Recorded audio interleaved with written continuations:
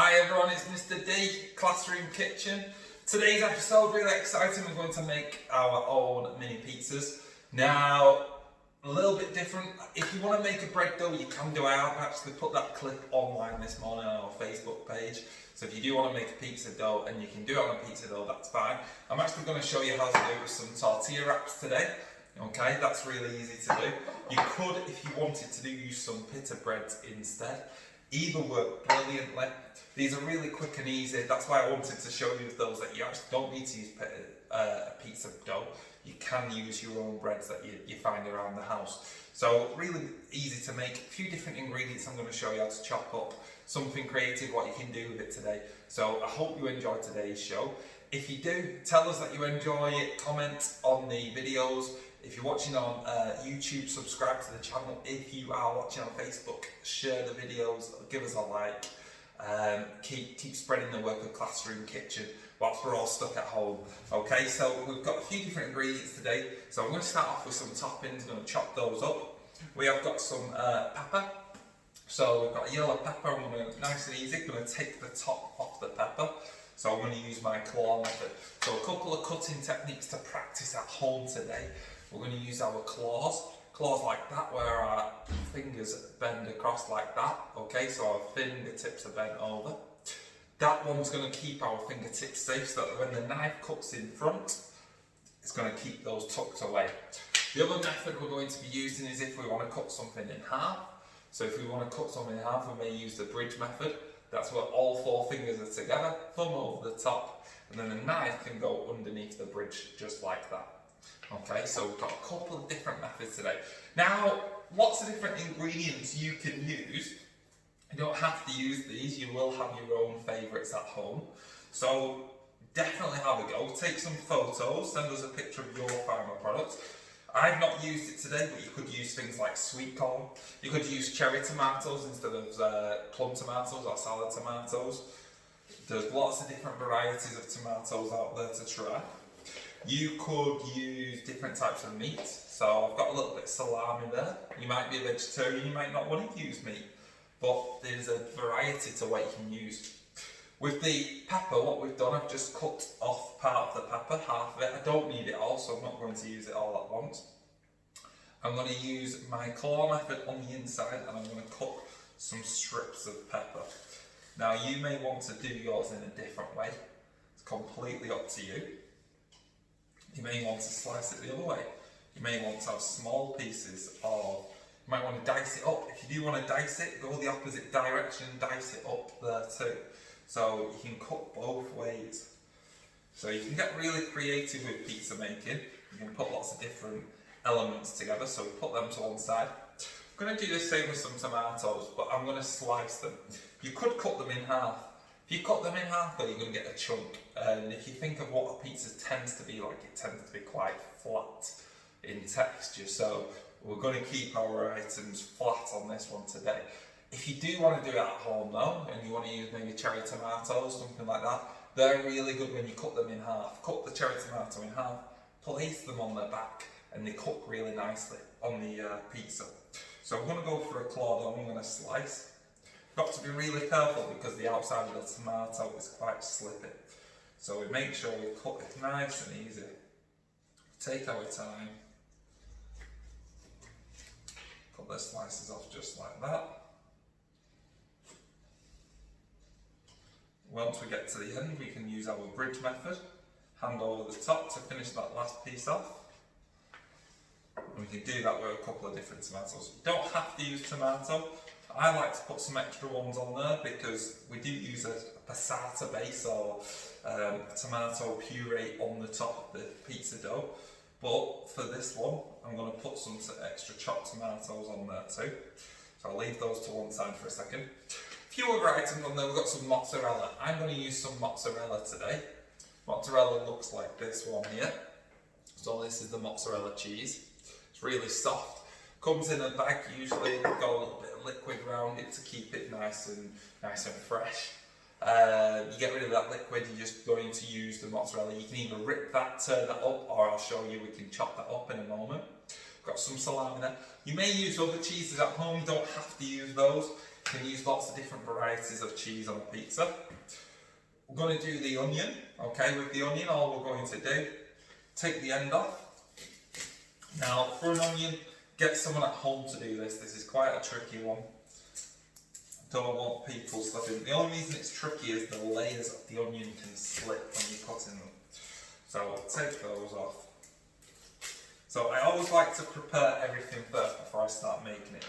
Because once you start putting the passata on, or the tomato puree, it can start to go a little bit soggy on your dough. So you want to get everything ready to go straight on it, and then it can go in the oven after that. Okay, so what I'm going to do, I'm going to have some slices instead. I'm not going to dice it up today, I'm going to slice straight across. If you are using sharp knives, be very careful. Always have an adult there to watch you as you're doing it. So we've got some sliced onion. We've also got some black olives there, okay, with those they're already sliced up and ready. We've got a little bit of oregano, okay, a nice type of herb.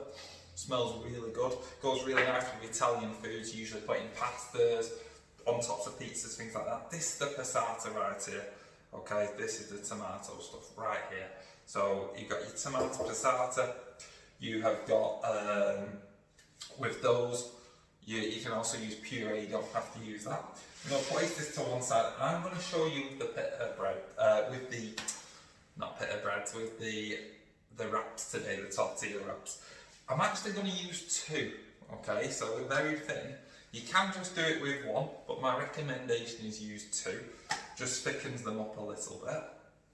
Now, I've used big ones, you can get smaller ones, okay, so if you really do want a mini one, use the smaller ones. But this is really good for sharing, so if you're going to make it for two people, this is a really good one. Now, what you can do with this, you can put something on the inside. That's what I quite like to do. So you might put a bit of extra cheese in there, a bit of the passata. So I'm going to put a very fine, thin layer of passata on the inside of the tortilla wraps. That's going to help them stick together. Some people like things like a bit of barbecue sauce. So you might want to put a bit of barbecue sauce mixed into your passata, and that's going to go really well. Now, those two, that's going to stick now. So I've put a bit of glue down there, just like that, and then on top of that, I can put my other layer on. And that's just going to thicken it up for the oven. Put that on, just like that. So it sticks together, thickens it up. Brilliant. Okay, just like that now, so we're all ready to go. We've got a much thicker base, makes things a bit easier. So spread on your patata, so spoon it on, and use the back of the spoon to do this. Use the back of the spoon to spread it round. Get it all the way to the edges. Unless you like a bit of a crust on there, you can leave a bit of space. You can go all the way to the edges. So with this, we can get a little bit creative. So you put on your base. What you can do, you can have that as tomatoey as you want. We can decorate it a different way. Doesn't have to be we just put everything everywhere. We might do a smiley face, for example. Okay, so we've got lots of different options we can do. So I might do a smiley face. I might get a few of these yellow peppers as the mouth. So I might layer that up as a mouth.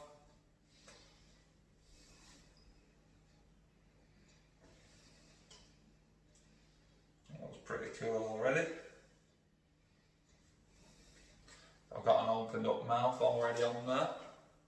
Yeah, and then what we can do is put some eyes on there. Could use some of the salami if I want to use salami. 2 eyes on it. Going to need a bit of a nose or something. Could have a couple of the tomatoes as its cheeks. And then what we could do. So with the mozzarella, what we want to do is we want to slice that up, or like I said, you can tear it up. Okay, so I might slice that up, just for the purpose of this. What I might do is I might see about putting a couple of pieces of that on there, maybe with his little nose. And then I could put a couple of these on for the pupils of the eyes, just like that. Quite a scary looking face right there. but all good fun, okay? So you can have fun with it, you can draw different things. You might get some of that red onion, I might make the hair for the red onion, or I might give him a bit of a bushy beard, it's totally up to me. Okay, so I can go along the top a little bit if I want with the hair, or I could even give it some eyelashes. I could be as creative as I want. I can just layer that on there. So you can do whatever you wish. If you don't want to do that, just layer it on, put it all on. When you're finishing it off, okay, sprinkle a little bit of oregano on the top of it, and then you've got a fantastic, really easy pizza that you've made at home, okay, for your lunch, for your tea, whatever that is. So send in your photos of what you make. If you do decide to decorate these, if you do put them in a certain way, then show us what you've done. Send in your photos, we can share them on Facebook. Please share our videos, please subscribe to our channel on YouTube. It all helps, it all matters to us a lot, okay? But please keep on sending in your work, keep on sending in what you do at home. Thank you very much, this Classroom Kitchen. Thanks a lot, goodbye.